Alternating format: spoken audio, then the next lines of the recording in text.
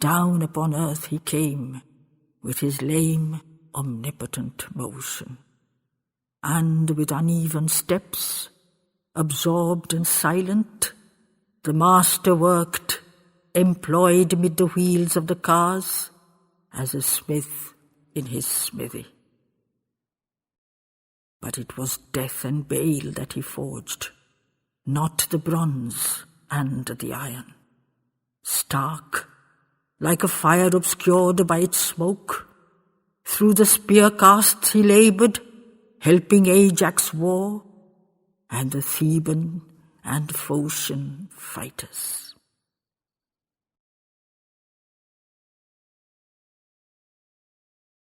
Zeus, to his grandiose helper next, who, proved and unmoving, calm in her greatness awaited the mighty command of her husband. Hera, sister and spouse, what my will is, thou knowest, O consort.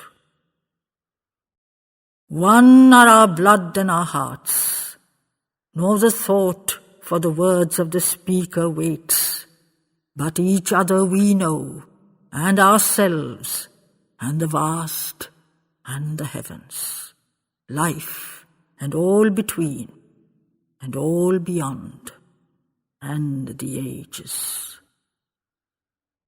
That which space not knows nor time, we have known, O my sister. Therefore our souls are one soul, and our minds become mirrors of oneness. Go then and do my will, O thou mighty one, burning down Troia.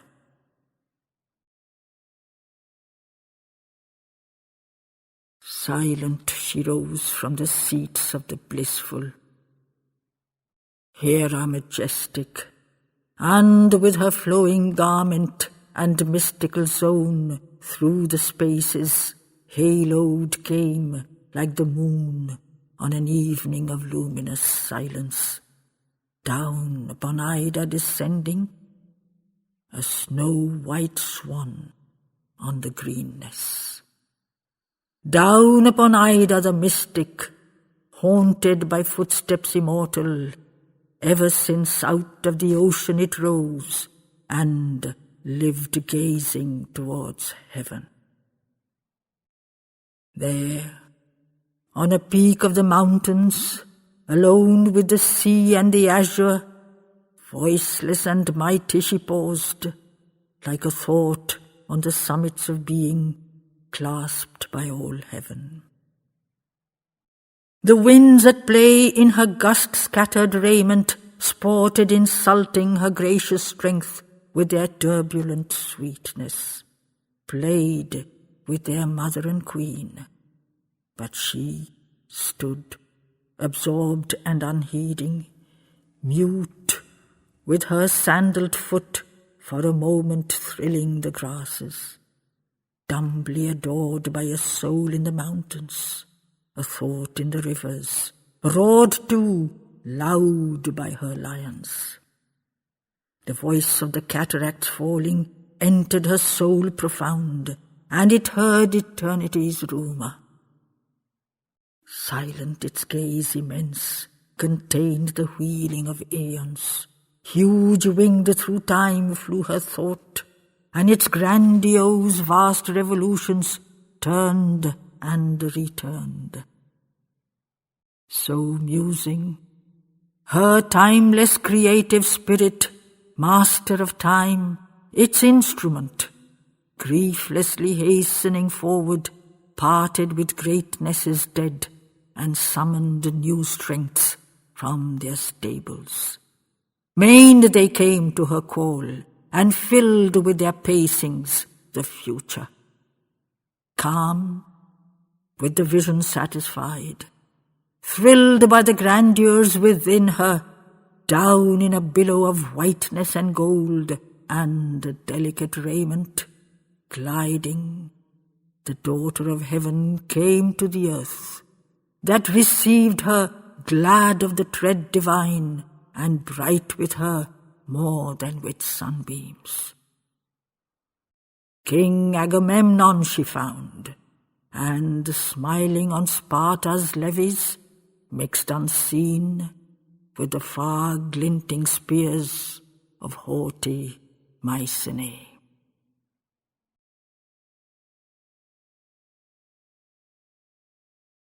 Then, to the mighty, who tranquil abode and august in his regions, Zeus, while his gaze over many forms and high-seated godheads passed, like a swift fleeing eagle over the peaks and the glaciers, when to his eyrie he flies alone through the vastness and silence. Artemis, child of my loins, and you, O legioned immortals, all you have heard. Descend, O ye gods, to your sovereign stations. Labor rejoicing, whose task is joy, and your bliss is creation. Shrink from no act that necessity asks from your luminous natures. Thee I have given no part in the years that come, O my daughter, huntress swift of the worlds, who with purity all things pursuest. Yet not less is thy portion intended than theirs who o'erpass thee. Helped are the souls that wait, more than strengths soon fulfilled and exhausted. Archeress, brilliance, wait thine hour from the speed of the ages. So they departed, Artemis leading, lightning tasseled. Ancient Themis remained, and awful Dis and Ananke. Then, mid these last of the gods, who shall stand when all others have perished, Zeus to the silence obscure, under iron brows of that goddess, griefless, unveiled was her visage, dire and unmoved and eternal. Thou and I, O Dis, remain, and our sister Ananke. That which the joyous hearts of our children, radiant heaven moths flitting mid flowers of sense for the honey of thought, have not captured, that which Poseidon forgets mid the pomp and the roar of his waters, we three keep in our hearts. By the light that I watch for, unsleeping, by thy tremendous consent to the silence and darkness, O Hades, by her delight renounced, and the prayers and the worship of mortals, making herself as an engine of God, without bowels or vision. Yet in that engine are only heartbeats, yet is her riddle only love that is veiled, and pity that suffers and slaughters.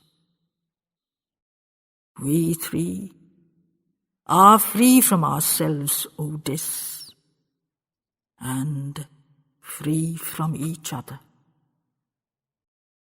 Do then, O King of the night, observe then with time for thy servant, not my behest, but what she and thou and I are forever.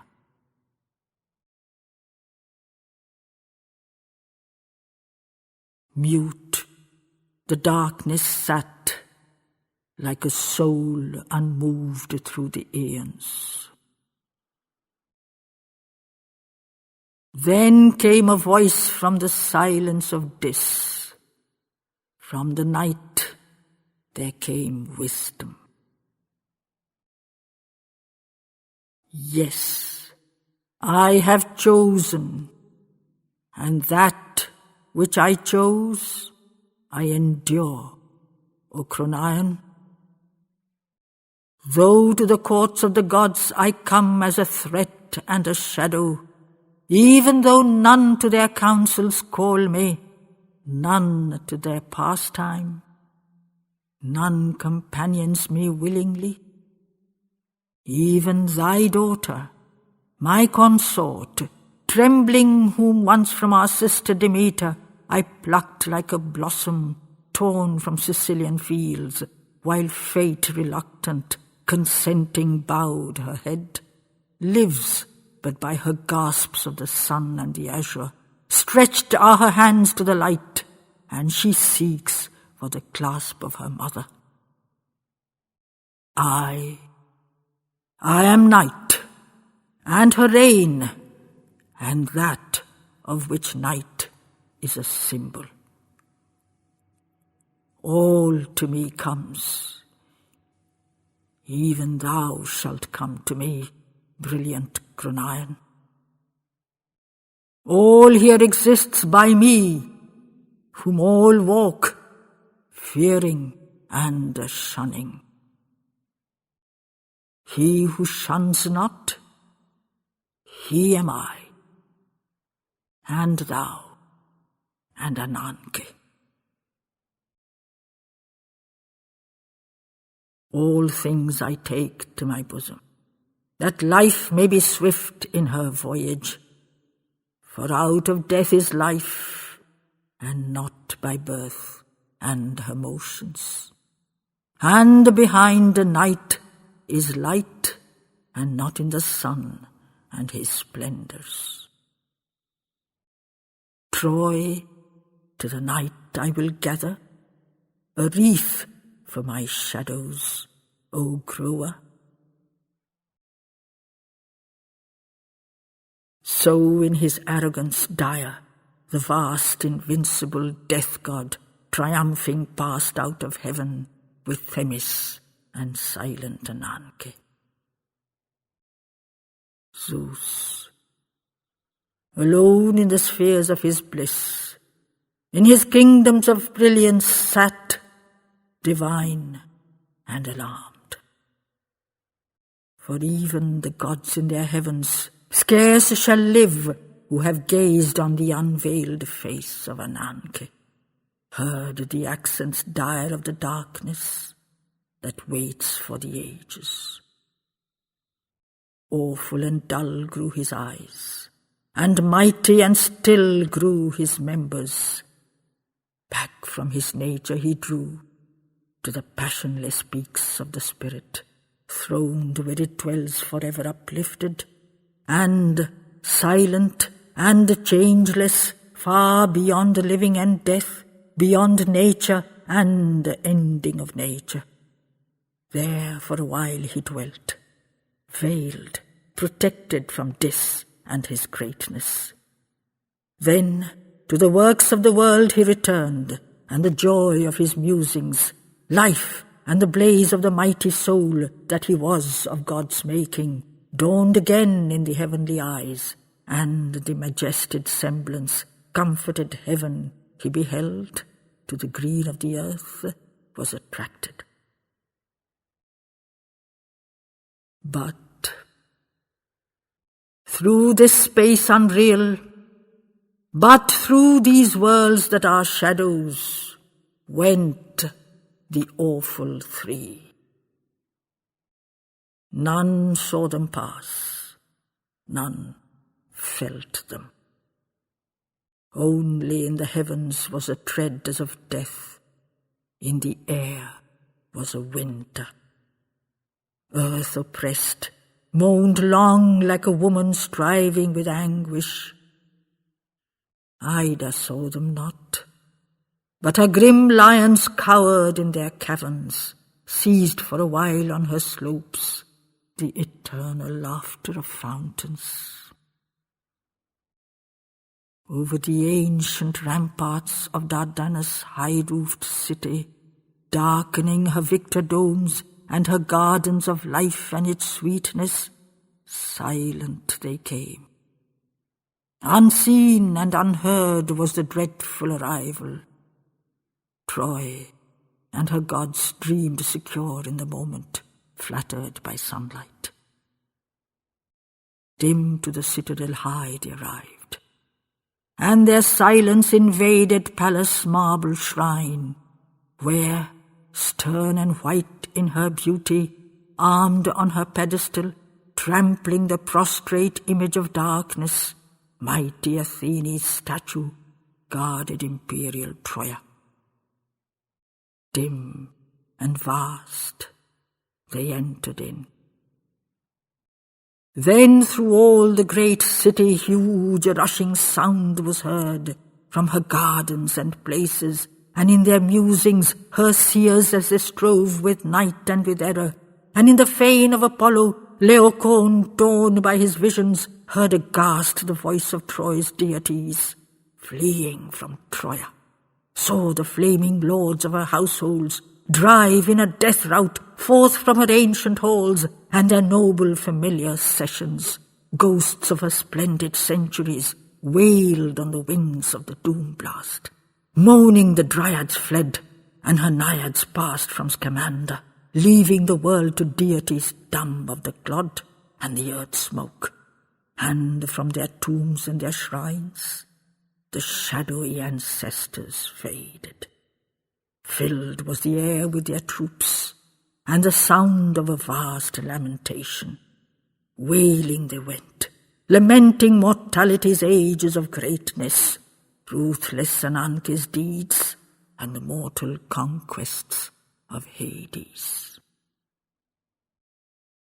Then, in the famed Palladian, the shuddering priests of Athene entered the darkened shrine, and saw on the suffering marble shattered Athene's mighty statue, prostrate as conquered. But on its pedestal rose, o'er the unhurt image of darkness, awful shapes, a trinity dim and dire unto mortals. Dumb they fell down on the earth, and the life-breath was slain in their bosoms.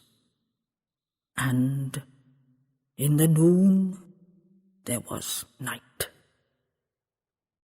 and Apollo passed out of Troia.